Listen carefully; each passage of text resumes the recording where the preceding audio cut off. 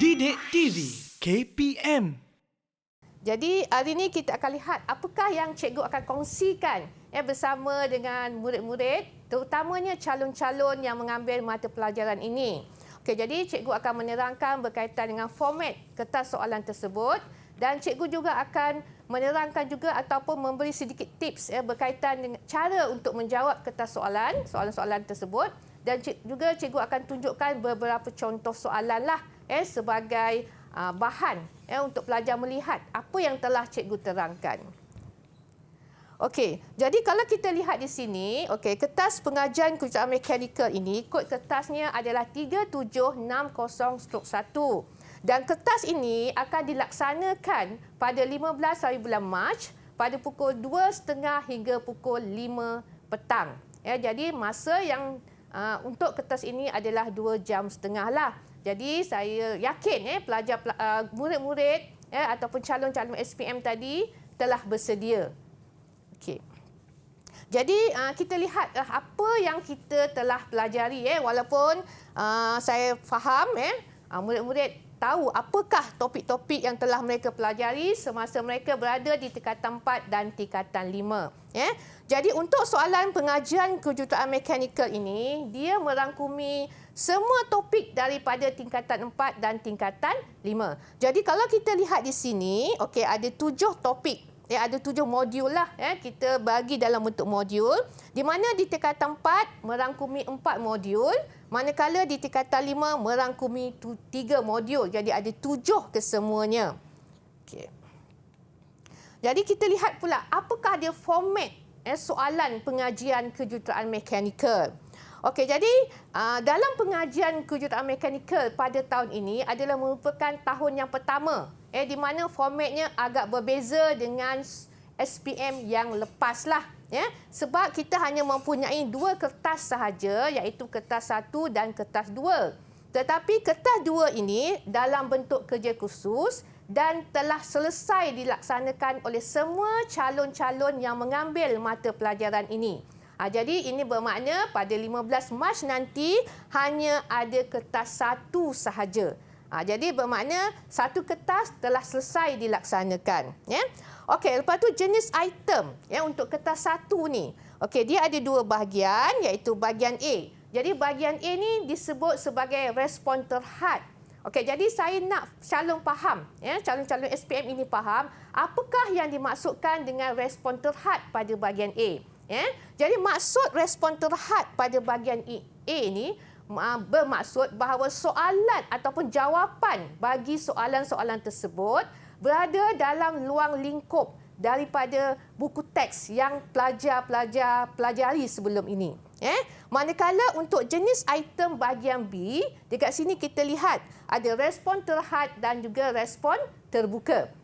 Okey, jadi ini bermaksud bahawa jawapan tersebut selain daripada apa yang telah pelajar pelajari melalui buku teks, yang murid-murid pelajari melalui buku teks, jadi jawapan juga boleh dibagi melalui pengalaman sedia ada pelajar.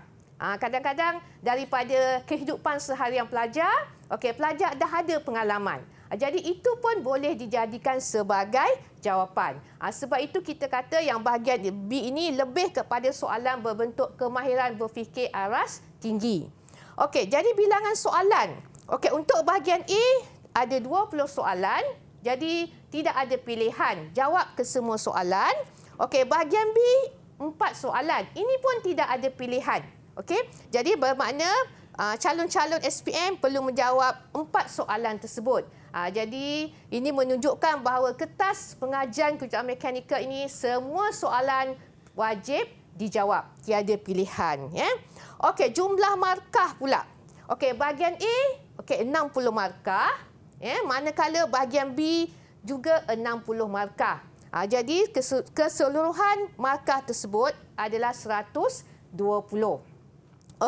Masa ataupun tempoh ujian adalah 2 jam 30 minit. Macam yang cikgu sebutkan tadi, 15 Mac nanti peperiksaan ini akan dilaksanakan bermula pada pukul 2.30 hingga pukul 5 petang. Okey, wajaran 70%. Okey, jadi apa yang dimasukkan sebagai wajaran di sini? Okey, jadi tadi saya dah tunjukkan bahawa jumlah markah adalah 120. Jadi daripada 120 itu akan dijadikan 70%. Jadi di manakah lagi 30%? Okey, 30% itu diambil daripada kertas 2. Jadi sebenarnya untuk tahun ini, cikgu rasa pelajar-pelajar ini mendapat satu peluang yang sangat baik. Sebab sebelum menduduki peperiksaan bertulis, jadi pelajar telah mempunyai markah sebenarnya. Jadi kalau pelajar buat dengan baik untuk kertas 2 iaitu bentuk kerja khusus, jadi tidak mustahil sebenarnya pelajar telah mempunyai 30 markah. Okey, lepas tu konstruknya, okey, ada mengingat, memahami, mengaplikasi, menganalisis, menilai dan juga mencipta. Okey, lepas tu cakupan konteks tu maknanya semualah daripada tingkatan 4 hingga tingkatan 5.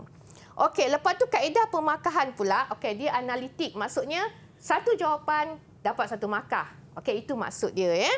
Okey, dan semasa peperiksaan, pelajar dibenarkan untuk membawa kalkulator saintifik. Tak ada masalah.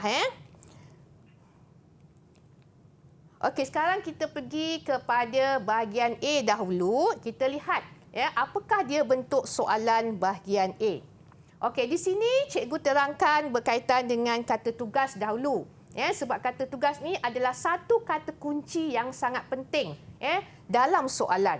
Okey, jadi kata tugas yang terdapat dalam bahagian A adalah seperti nyatakan, lengkapkan, hitungkan, padanan, susun, proses dan tandakan. Okey, ini adalah kata-kata tugas yang terdapat dalam bahagian A. Didik TV KPM